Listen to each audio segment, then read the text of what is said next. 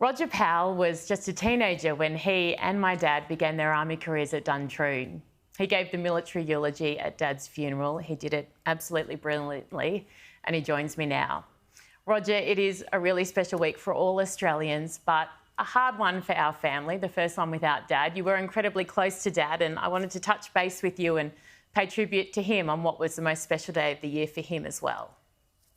Actually, this morning before we had a chat, I reread the tribute that we gave to Jim at his funeral, and there was a bit of a tear in my eye. It's been a busy week for all of the veteran community, and obviously, given that Jim's birthday was on the 11th of April, and he was married at Easter time, it must be a hard time for your family as well.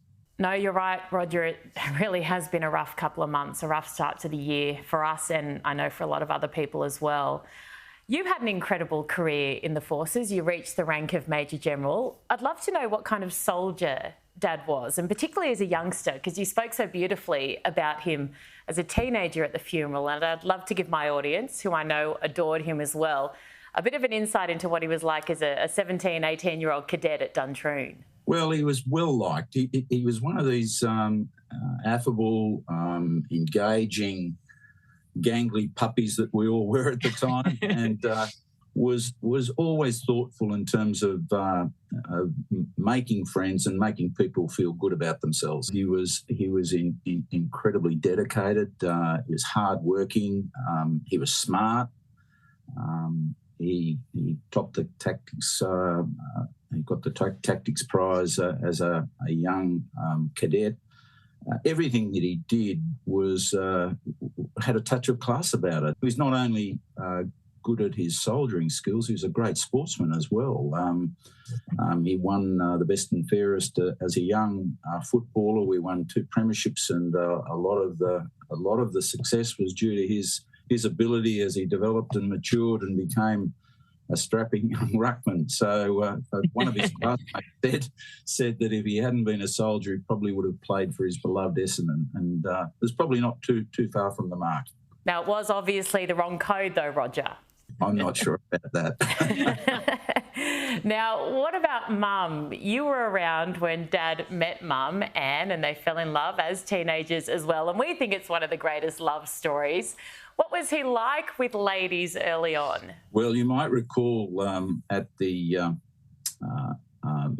funeral, I said, Anne, I won't tell you about the car behind Ackblock.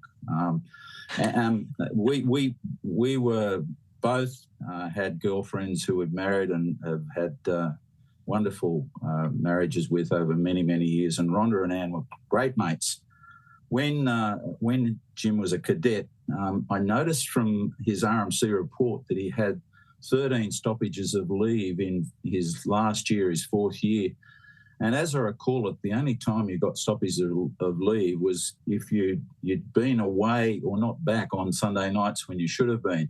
And I'm sure those 13 stoppages of leave were directly due to them having that extra kiss before he came home. Oh, he would kill me if he could hear this right now, and hopefully he's up there watching. He'd also kill me if I made this all about him, Roger. So I'd love to ask you, Anzac Day generally, why is it such a special occasion in this country? And as a veteran, what do you think about the way the younger generation are paying tribute and honouring? Oh, Erin, I'm just so impressed with the way that Australians have embraced this special day in the year that veterans congregate. I, for the first time, marched in Sydney this year, and I saw people I hadn't seen for 20 years. And the crowds along the streets during that march just gave me a real feel for how young Australians in particular and the multicultural nature of Australia now, and how many faces were along both sides of the street clapping and honouring veterans. So very special day for us all, and one that I think we're very proud to see so many Australians embrace in the way they do. In the small communities right across the country, everybody honours our diggers, which is just terrific. Yeah, that's so lovely. I've got to be honest with you, Roger. I spoke earlier about surprising Dad last year, and On Tuesday this week, I set my alarm, I got up, I got dressed, and I couldn't face it this year, but I will definitely get back out there next year because it's something that's really important to me and it's really important to pay tribute.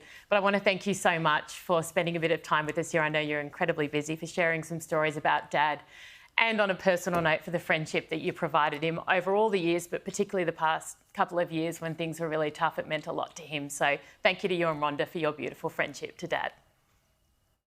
Thank you, Erin. You take care and lots of love.